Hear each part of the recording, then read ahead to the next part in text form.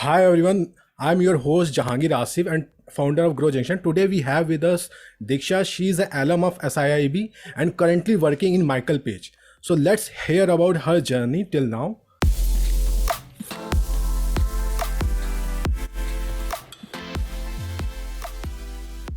Hi Deeksha, how are you? Hello, Jahangir. Thanks for inviting me. I am doing well. Thank you so much. How are you doing? I'm doing fine. I'm doing fine. So Diksha, tell something about yourself, like how you end up in Michael Page. How's what was the life like from your bachelor time? How you proceeded about your career path? Okay, so sorry, I graduated from Delhi University Hmm, in with an honors in history, hmm, and I think this was the first time I was staying out of home. So I just took to Delhi instantly. It felt like home to me. hmm, But of course, it was a graduation and it was history honors. I hmm. just wanted to. I always wanted to do an MBA for some reason. Actually, even I wasn't clear about what reason. Okay. However, I was pretty sure I wanted to get Have into you have corporate. you I wanted to do an MBA. have someone in your family done MBA, or you watched someone on television or TV? Actually, I think it would come from there. So I'm a big fan of suits. Hmm, And I okay. think after I saw Harvey Specter, I was pretty much like, okay, I want a life like that. And that's how it started. Maybe it got stuck in my mind. And since then, I was like, okay, I have to do everything to get there. Hmm. Prior to this, I'd done major part of my schooling in Jabalpur, right? And it's a very Acha. small town. It's nothing like your Delhi or Bombay. So the exposure is very, very Hmm. limited. Uh, I was a nerd at school. So okay. my entire thought process of getting to where I want to be was Hmm. okay, study hard, do a Hmm. grads, go do an MBA, and Hmm. after that, there you will be. So that's what Sure. I started, and one thing led to another. I Coincidentally, had somewhere let me around a point out. night. Coincidentally, let me point out. I My mother is also from Jabalpur, so I can correlate that Oh, the it small was. city. Yeah. So from there, I where you went? stayed in Jabalpur for major part. Okay. Sorry. From there, where you went? Like you were doing your history honors in the U. So yeah, I did a history honors. After that, I started preparing for my Hmm. MBA Hmm. because I was not very, very good at maths. I was Hmm. okay. I was a hard worker. So when you Hmm. work hard, you start getting it. Hmm. So I was getting it, but eventually, in the last 3 years, in the 3 years of my history honors, the only numbers I came across were dates. I Hmm. didn't know how to make a plus minus out of it. So I Hmm. started preparing. I joined a coaching. I started preparing for my MBA. Hmm. Eventually, I got into SIIB, Hmm. and that was a huge change for me because I love Delhi. I was in Delhi and then I went to Maharashtra, to Pune. It was a Hmm. residential campus, Hmm. and the campus is out pretty much on the outskirts of the city. Okay. So I took a little bit of time to get acquainted to it, to get acclimatized to it. Post doing that, during my entire MBA period, after the So first year, before your I MBA, got a summer have you had internship at. an before your MBA, have you had any experience like after your No, no, honors? no experience as Okay. such. Hmm. No experience as such. I Hmm. wanted my journey to be a very straight line journey. Okay. So let's just complete the education part first Hmm. and then let's get to working. That was my agenda. Hmm. However, um, when I look back, I feel I could have done things a little better. Probably I would have done something, I would have worked something. Hmm. Nevertheless, after that, a brief internship at Goldman Sachs. Hmm. How was that? Post Like that, got the first. getting Goldman Sachs internship would be very hard. So how was that journey? Honestly, it was a very surreal experience Hmm. because Goldman during my time used to come for a pool campus. So SIIB is located we share the campus with SCMHRD. So Acha. usually with the place com talking to each other, Hmm. there are some campuses that have a shared process, a pool campus Hmm. process. So Hmm. they basically come to SCMHRD. They Hmm. shortlisted some profiles in HR from SIIB as well. I Hmm. was one of the lucky ones. Okay. And So you there got were a into couple HR of profile. panel interviews. And You yes, got I into got HR into profile. HR profile. They come Hmm. for HR.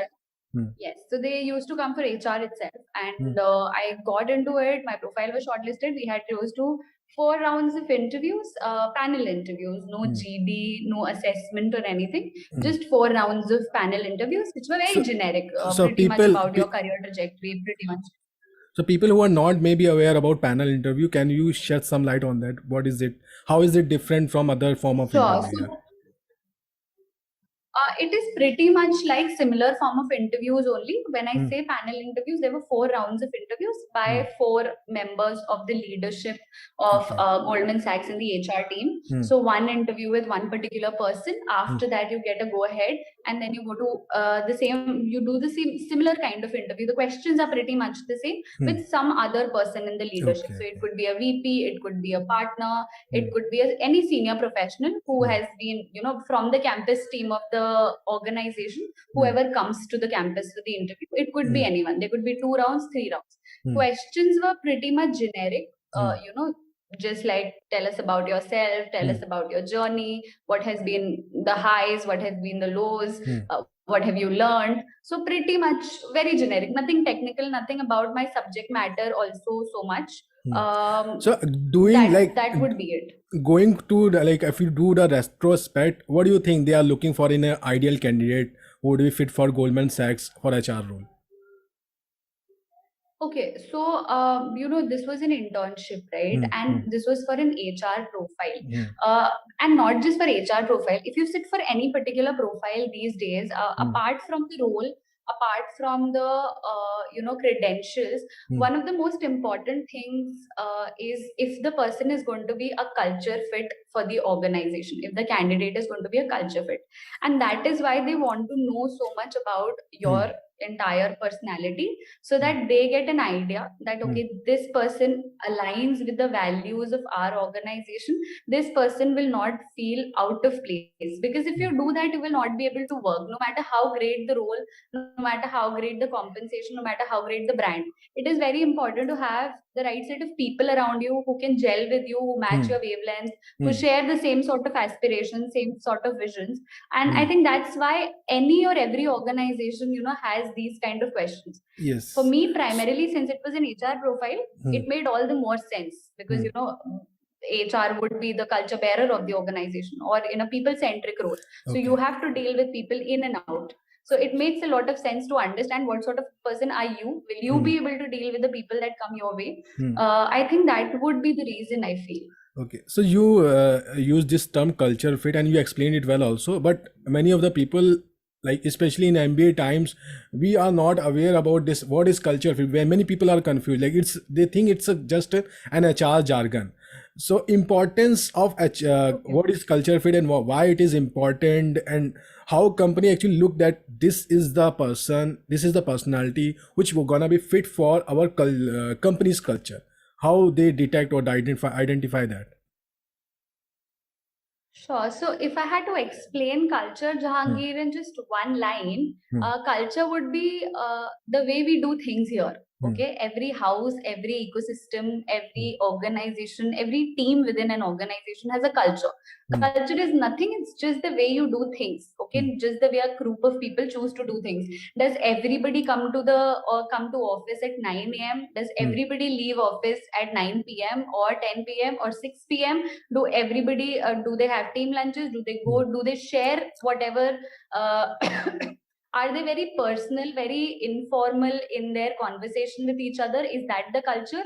Or are they very professional, very formal? It could be anything, right? Is it a very driven culture, very pressurizing culture, where you have, you have to achieve? It's more of a achiever, or is it a very laid back culture where you can relax, you can take your own time? Things will take time and their own turnaround. So that is pretty much what culture is. And basically, when organizations, or you have to assess whether you're a culture fit or not, the best way to do is to talk. There is no particular document, or there is no particular reading where you can go, on literature where you can go and check out, okay, what is the culture of this organization. You can do that on Quora, you can do that on Glassdoor, but that's also basically real people, real employees putting it there. So it comes all from the people, because culture is made by the people. So talk to a lot of people. Similarly, when interviewers sit on a table, they talk to the interviewee, they talk to the candidate and understand what is this person like. Okay, this person is very driven, very ambitious, but our culture is very laid back. We like taking things slow. This So person will not there's enjoy nothing being with wrong, us. and there's nothing wrong and right culture. It's just that they are looking for people Absolutely. who fit to their own cultural identity, which is being prevalent in the organization. Absolutely, absolutely. There is a particular way of doing things. You know, if you're very driven, you are a workaholic, doesn't make you a bad person. Or if you're somebody who wants to enjoy life and take your own time and have a 9 to 5 job or not work at all, do something else, that doesn't make you a bad person either. So there is nothing wrong or right. There is a different place for everything. You just need to find out something that clicks with you, something which is right for you.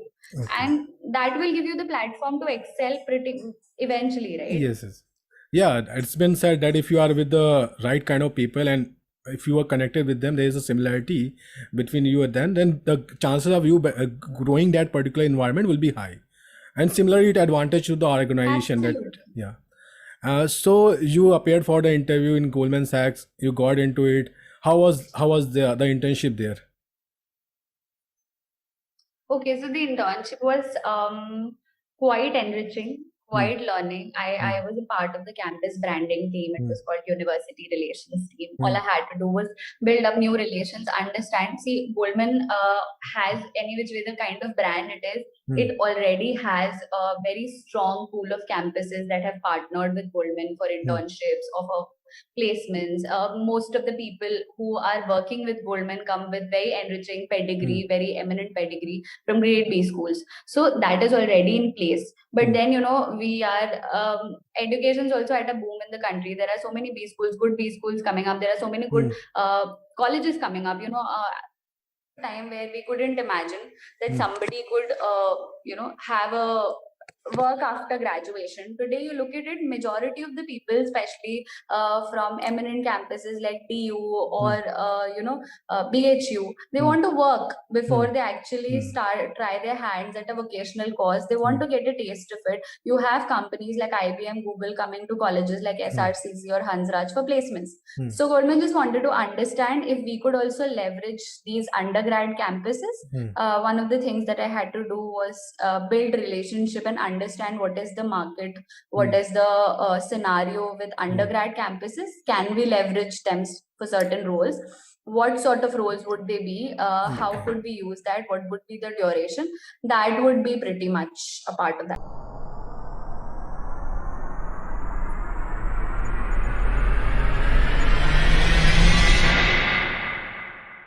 So Diksha, you had an internship in Goldman Sachs, and when internship is over, you got back into the campus. So how was the life there, and what was the how people treated you, because you had an internship in Goldman Sachs, which is one of the top companies in the world. Everyone is aspire to be in that company. So how was the experience and everything? Life was good, yeah. I mean, it was amazing because, of course, it made me quite popular for the right reasons. And most importantly, I think the reason why and where that popularity, see, in any B school, and as far as I talk about my B school, the crowd was very smart, very intellectual. Okay, people are smart when they do a B school course. They have worked, they have slogged a lot to get into one of the premier B schools in the country. So people are smart. They know their stuff. They know what's happening in the market. And then when these people come and expect, these people think that you are smart, these people respect you, that itself is huge, right? They knew that what sort of, and the only reason, the sole reason why that respect would come is because they know you would have done good work because of the platform that you've got. They know you would have learned, they know you would have done good work. So, you know, it's amazing how your credibility enhances when you start doing good work, when you get associated with good brands. Your credibility just becomes stronger, and I think that is one thing that happened with me. People started knowing me for, and I got my own brand because people were shocked that, okay, if she can go there, if she's done this sort of a job, if she's bagged this sort of an internship, there must be something about her. And the 2 months that she would be spending there, she would be learning, so she'll only become better. So that is something that happened. After that, yes, the PPO thing did not happen. So I sat for final placements. And HDFC Life was one of the first companies that came to campus, Hmm. which were open. Like I said, I did not have any work experience prior to my MBA. So Hmm. there would be certain organizations who would demand an engineering degree or who would demand prior work ex. So for me, that was not the case. So one organization that was open to all, irrespective of your degree, irrespective of your work ex, was HDFC Life. That was the first company. For HR role. And that's where I got For HR role. yes. So that was for an HR role. Yes, that was for an HR role. Which function in HR, that is something they were not able to comment at that point of time. I was just being told that I'm going to be hired as a management trainee and my profile is going to be in HR simply because I have done an MBA specializing in HR. So that was it. That's where my professional journey started. And what was the June round? What was the 2018. what was the round in HDFC Life? Like how many rounds of interview you have to go Okay. through in HDFC? So in HDFC Life, the first round that was there was an assessment round. Okay, so they have an online assessment even before they come onto the campus, which is maybe a day or 2 days previous to your campus process. So I sat for that assessment. That assessment is pretty much in line with it's a subset of basic CAT or SNAP sort of exams Okay, that you give. aptitude test. So you Okay, have a okay. verbal ability. Yeah, it is an aptitude test with a little bit of psychometric. So that was there. After that, there is a cutoff, and if you clear the cutoff, they will send the place com a shortlist.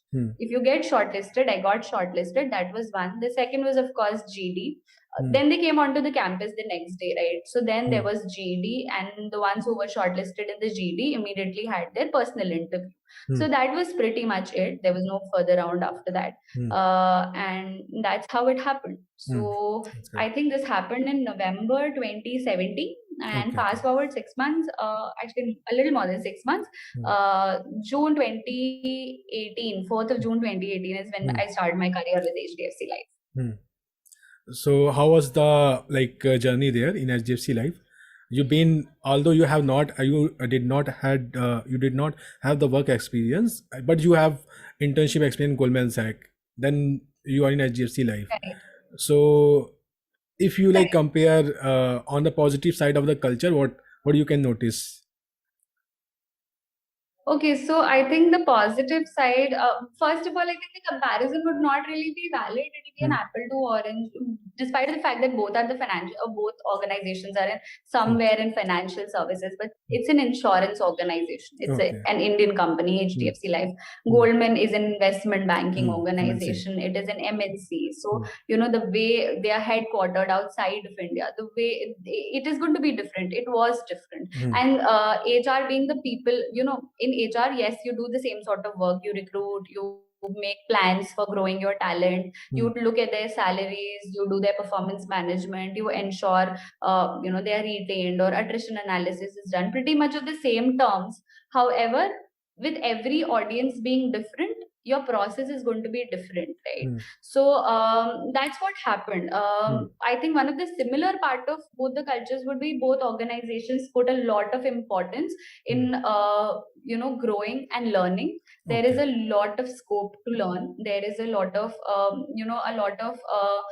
ownership is given to you if you actually want to work. So in a very brief stint, I joined as a management trainee. And in a very brief period of 3.5 years or 3.9 years that I spent at HDFC Life, I was given a lot of exposure. I was fortunate enough to have worked on very high impact projects, very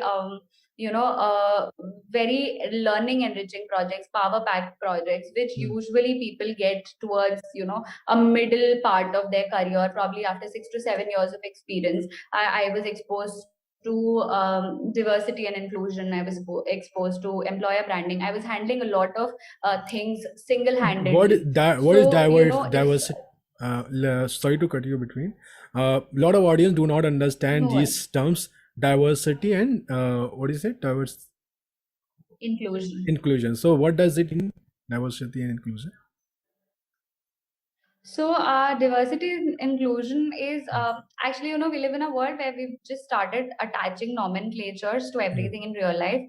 Diversity and inclusion is nothing but how different each and every personality is. There could be differences because of race, because of gender, because of ethnicity, because of culture, because of the way you've been brought up, because of social conditioning.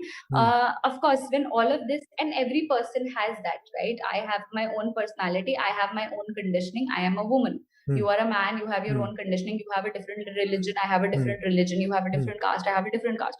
However, when we sit on the same table with the name tag of the same organization, all of us need to feel secure, all of us need to feel confident, all of us need to feel that if I grow or if I do not grow, the only reason for that will be my performance, my performance in the organization, my dedication to my work. Anything related to, apart from that, anything related to my face, anything related to my personality, anything related to my religion or gender will not have any bearing on how the organization treats me, how I'm treated. I need to feel safe. So over the years, there have been multiple cases where people have been bogged down or been let down by organizations because of these reasons. And obviously, if you're feeling unsafe, if you're not really sure, if you're not confident, you will not be able to perform. Hence, organizations have started attaching a lot of importance on how they are an equal opportunity employer. There is, at the same time, you will also be given, simply because, see, in an organization, people who work, they're not machines, right? You will have your personality, there is a way in which you will talk, you will have a certain accent, you will have a certain interest, you will have a certain, but doesn't mean I need to be judged for that. I can express myself because I spend maximum time of my day in that particular, under that roof with that with those people. So I need to feel safe to be able to express myself. I cannot have a chip on my shoulder throughout the day. And this is what organizations are trying very hard to make their employees feel, that you can express yourself, you can be yourself. It does not matter if you're a woman, it does not matter if you identify with the LGBTQ community, it does not matter if you're from a particular religion. You express, you talk about it, and you will be respected for your choices. Nobody is going to bog you down because of that. And if they do, organization will always stand by you, and you will always have a voice. So this is what this is what is been happening in the industry. You have, in fact, these days, you have designations like chief diversity officer, or chief people's officer and diversity officer in organizations. So that's also been happening. And HDFC Life recently turned 20 years old. It's a very young and dynamic organization. So a lot of new projects were happening. We also wanted to position ourselves at HDFC Life as a very diverse, as an organization that stands by the DNI. So that's the reason we started with a particular project. I was a part of it. So lots of exposure, lots of learning, lots of exposure. I could directly be in touch with the senior professionals, CXOs of the organization or the SVPs, and I could directly be mentored by them. I could directly talk to them. So that way, yes, there was a lot of learning. But yeah, I think in the period of time that I was there, I had a taste of each and everything that HR has to offer, a little bit. So I just you've been to felt that recruitment. being the first job. So you've been to recruitment side also, or talent management side also, Right, policy of making course. for the diversity and inclusion side. And so you've Right. been, you have experienced all the phases, all the aspect of HR. Then what you Right. thought that now you have to do something new? What made you think in that way? Yes, I wanted to try something new. I wanted to have something that really drives me a lot. At the same time, it should also give me a lot of scope to learn. I did not want to bank upon all of my learnings that I have done previously. I just solely did not want to get another job where I'm doing the same kind of work. I wanted to have something which has ample new scope to learn, because I, as a person, I am a person who probably, might just get bored easily. So, I just need to keep learning new things. I need to keep doing new things just to keep myself engaged. And that would have happened. So I wanted to get into consulting. I have, for a very long time, aspired to be into consulting. One of the primary reasons being that, I wanted to be in the sales side of the business. I wanted to be the revenue generator, contribute in that.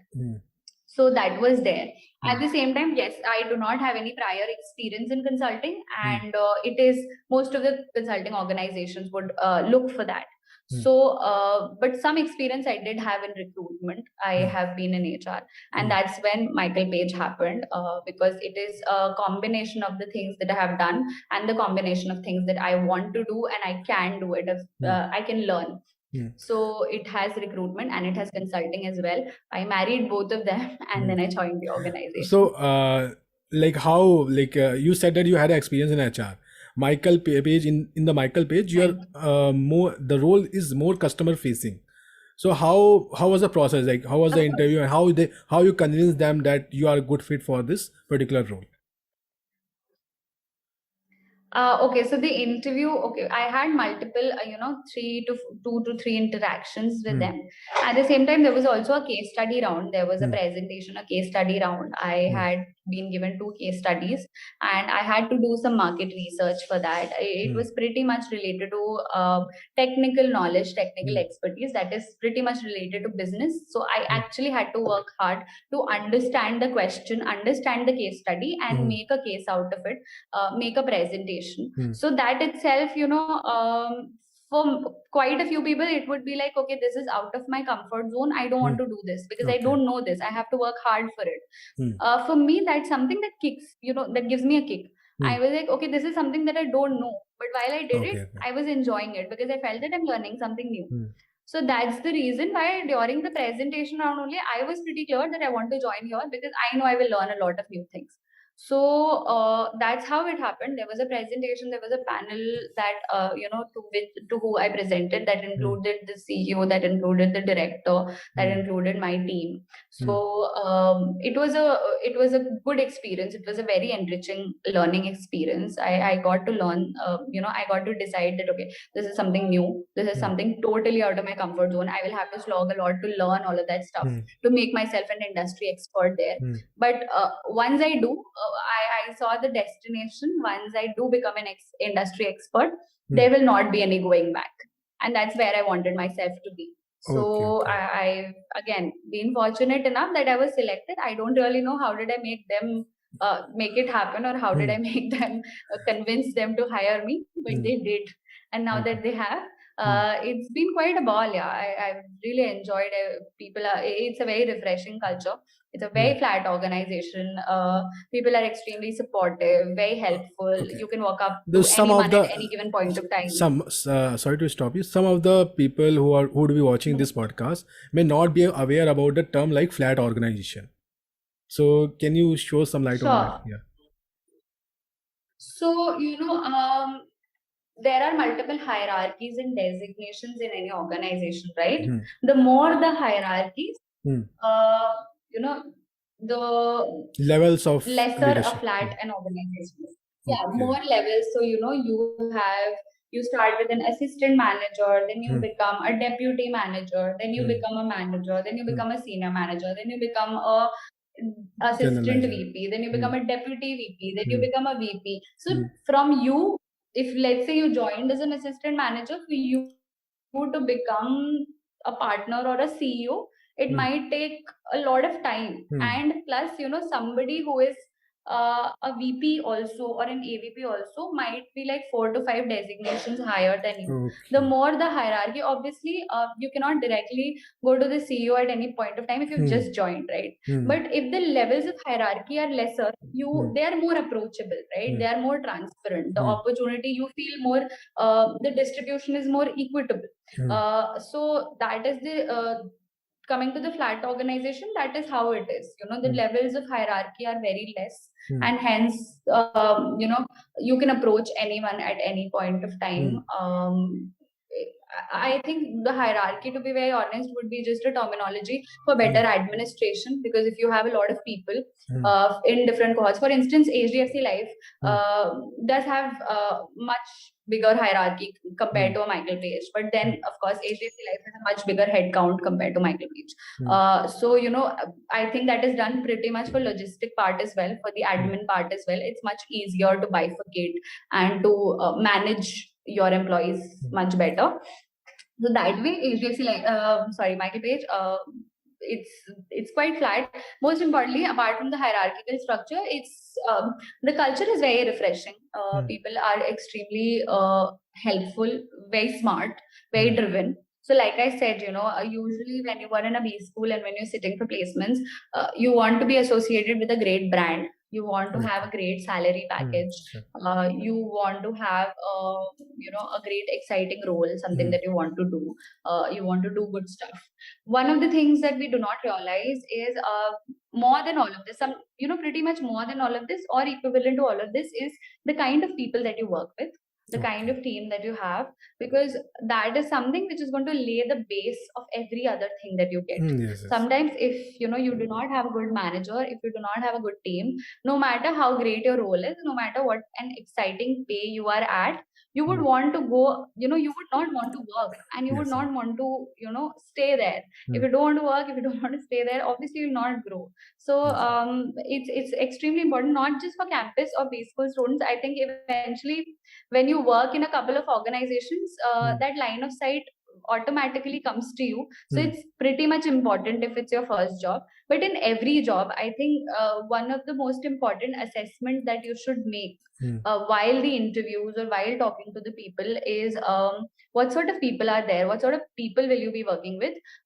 way beyond what sort of role will you get, what sort of pay will you get. Because if this is in place, if you have got the right set of people who support you, and if the organization's been growing, you will grow as well. There is no doubt that you will not grow. Any suggestion that before getting into organization, how can one know that what kind of people you will be working? Any suggestion that you have in mind? I think, we live in a world where social media is everybody's, it's become bread and butter for everyone, especially the millennials, especially the B school crowd. I think you do everything. There are so many case study competitions. There is a lot of industry exposure right now. So it's very easy for you to have a LinkedIn profile, connect with, eminent, let's say you are interviewing for a particular organization. Go to that instead of just going to the organization's website, it will make a lot of sense if you go on that organization's LinkedIn page, because you will get to know how many employees from that organization are on LinkedIn. Open those employees, connect with those employees, have a conversation with them, tell them, understand, build a network, so that you know what is going on in the industry, and then ask them relevant questions. What sort of, right from the smallest to the biggest, but ask the right set of questions. What happens, how is an employee treated when the person is doing well? How is an employee treated when the person is not doing well? How what sort of conversations would you have? What is the performance plan like for any employee? What is the training like? If you do not know something, how does the organization treat you? Are you trained enough? All of those sort of things. And then try to do your own research. Is this the case in this particular organization only, or any and every organization in this industry has the same sort of culture? Is there a lot of pressure in the industry itself, or is it just this particular organization where there is a pressure and you have to deal with it? So do your own market research. Be very. I think one of the things that I've learned in my life, Jahangir, is if you do not want to do it, no matter where you are, no matter whatever you've achieved, nothing is going to be given to you on a platter. You have to take the initiative. Everything. See, you can be at this level, but from here to here, if you do not take your own initiative for anything, be it personal or be it professional, it will not happen. And obviously, having said that, it is not necessary that the moment you start taking efforts, you will just skyrocket from here to there. It will take a lot of time. There will be a lot of time when you will not achieve success. There will be a lot of time that you will be rejected. You will have. I was lucky enough at college that I got into the first company that came to campus. Otherwise, that wouldn't have been the case. There would have been a lot of people at my, in my batch who did not get placed the first, or were the last ones to get placed. Does that make them any less smarter, or is their journey over, or is it to say that I'm at a much better place than they are? Not necessarily. They must be doing much better. They must be, some of them would be founders and co-founders of million-dollar organizations. So your journey is not defined by timeline. I know it's much easier said than done. It is daunting, it is exhausting when things do not fall in place. But I think it's extremely important to keep your sanity alive. And the battle has just begun. I think right from childhood, people tell us 10th का exam दो, things will be fine, you will be set for life. Yeah. College हो जाए, you will be set for life. Hmm. नौकरी हो जाए, you will be set for life. Hmm. शादी हो जाए, you will be set for life. That set for life never happens, you know. I am Yes. trying to get that set for life, it's still not happened to me. Hmm. It doesn't happen for anyone, I guess. It doesn't But happen. it's yeah, the battle's just begun, you know. Just getting a job is not the end. You will always be vying. Even with people who become CEOs, they're looking to become CEOs for some other organization.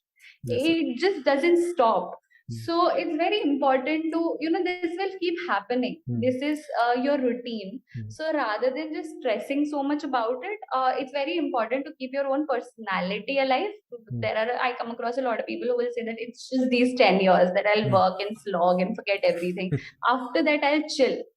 You do not really know that, you know, if you will have, you know, God forbid, but what after those 10 years, nobody's seen, we've not seen tomorrow. So keep your own personality alive, because today, I think it's a very great time to live in and to be, you know, to be living in a professional world, because today organizations are not hiring, you know, employees or, you know, just rats or robots. They're hiring people. You are today, you are in any progressive organization, you are appreciated and respected for the diversity you bring on the table, for the personality you bring on the table. So learn a lot of new things, explore the things that you like. You know, if you like drama, if you like dancing, if you like singing, if you like reading a book, do not keep that aside simply because you have to work. That will happen, and the kind of work that you will be doing, somebody else will also be doing.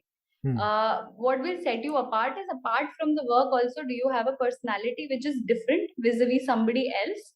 I think that is what makes a lot of difference. So try to do new things, try to learn a lot of new things, and most importantly, have a lot of confidence in yourself. Learn to live by your own self. You know, you were born in the world alone, you will die alone. Unfortunate and ironical as it is, but that's the case. And that's So a be true very, reality. very confident about your own self. Yeah. Yeah, I mean, you should not really expect or wait for people to help you out. Take it in your own hands. It's your life. Uh, you know, just think that you are your own. I think I read it somewhere at one point of time. I felt that it's a little bit of yarn, but I still feel that, you know, you are the only CEO of your own life. So, you know, run yourself as an organization, take care of your own self. And I think you'll be doing, I mean, the kind of efforts you will be investing, you will get that kind of result, and you'll be very proud of yourself. Most importantly, you'll have the satisfaction that you did something for your own self. So learn to live by yourself, and yeah, I Yeah, think sure. things I, will fall I, into I place. agree with you that you need to have an overall personality. You just not be only into the work, but you should also follow your hobbies so that you feel happy also. Because if you centered your mind only on the one thing, your mind is basically a muscle. So if I give you an analogy, suppose you go to gym, you are only doing a bicep exercise. So at part your bicep start hurting, you need to switch it to your leg and other part of the body, so that Right, every muscles grow completely and you feel also happy and healthy. So that's a similar situation with the mind true. also, that you need to uh, explore the other areas also. So coming on to the hobbies point that you pointed out that you should do that, reading and etc. What's your favorite hobby, and what do you like to do apart from your work? Okay, so I am a huge movie buff. Hmm. I love watching movies. I enjoy Bollywood music movies a lot, but otherwise, overall, I love watching. I have an entire list of the movies that I want to watch, that I've Okay. heard about.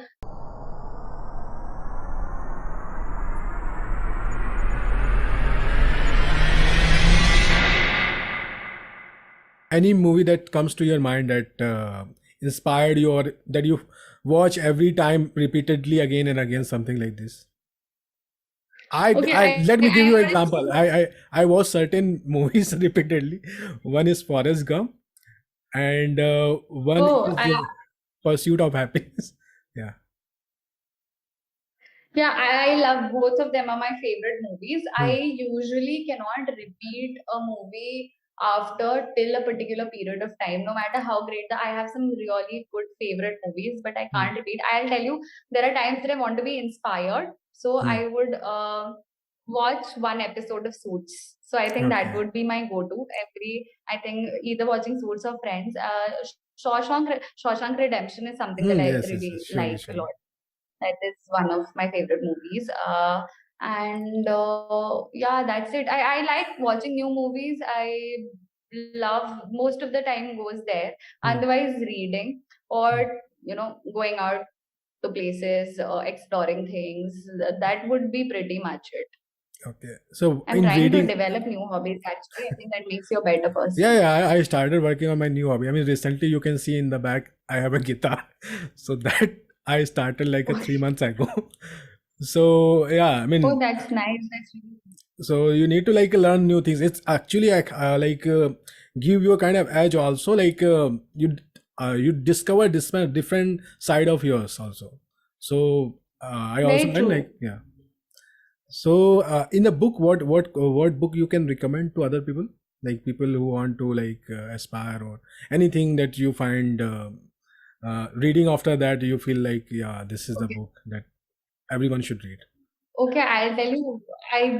I read books because I just enjoy reading books. Mm, There is no particular learning that I want to derive out of the books that I read, apart mm, from the language. mm. Right from my B school days, my dad is a PhD in English literature. So I think while Okay. growing up, I did not have any dearth of books in my life.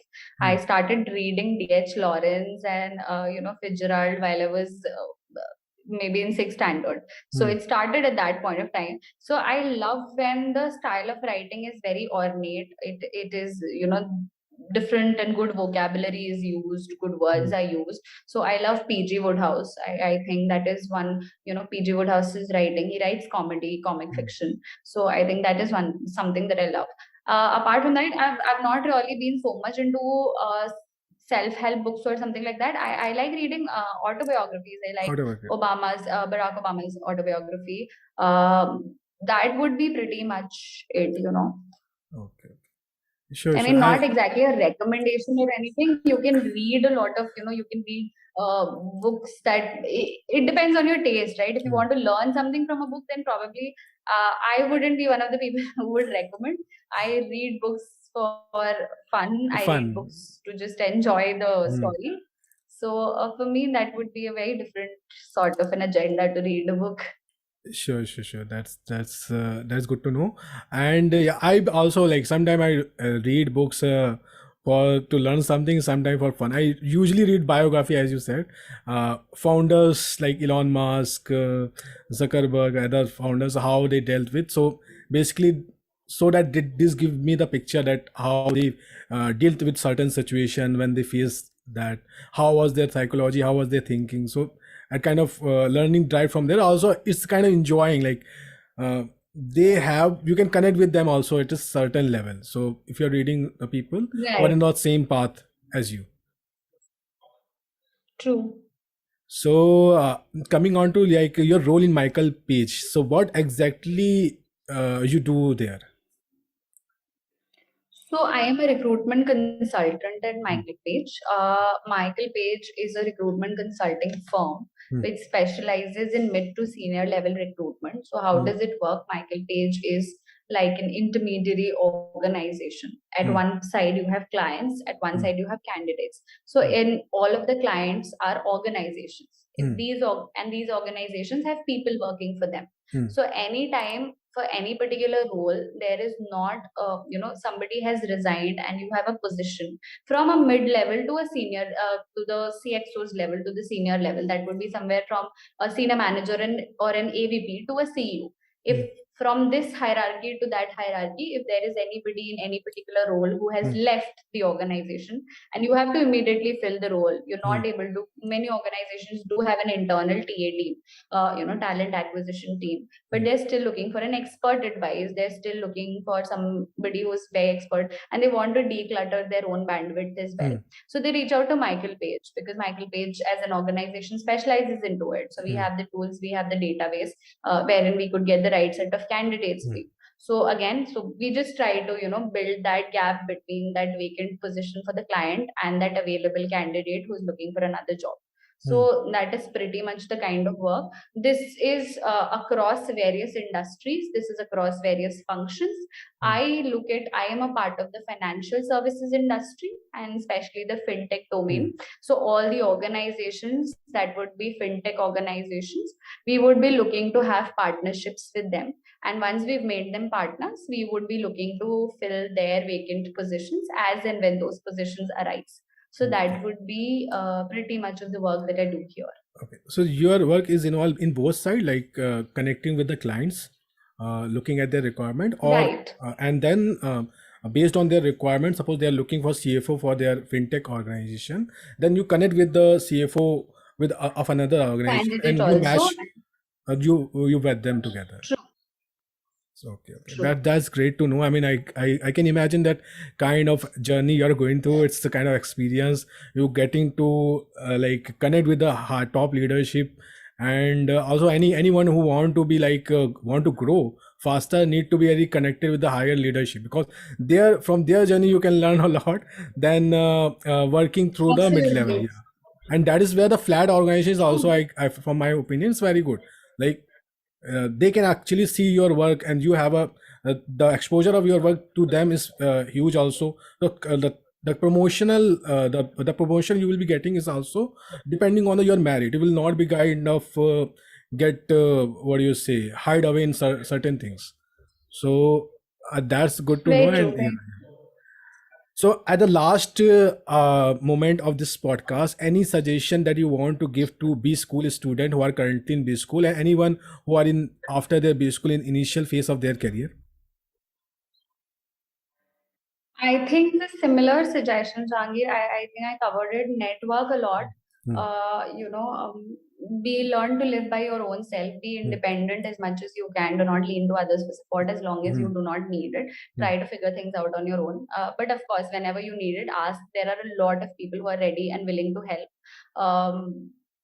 Learn a lot of things. I mean, work is just one part of life. Build your own personality. If you want to excel in life, excel in work and excel in life, build your own personality, do a lot of new things, learn a lot of new things, keep yourself engaged.